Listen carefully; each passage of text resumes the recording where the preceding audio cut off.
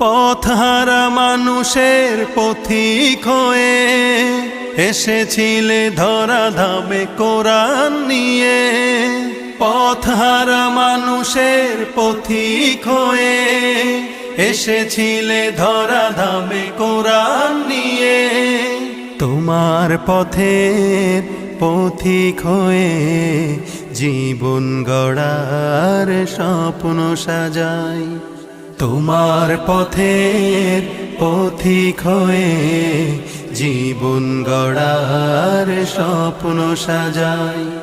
তুমি যে মোদের প্রিয় নবী, তোমায় কাছে পেতে পাগল সবাই। সুখের দিনেও মোরা খুঁজি গো তোমায়, দুঃখের দিনেও মোরা সরি গো তোমায়।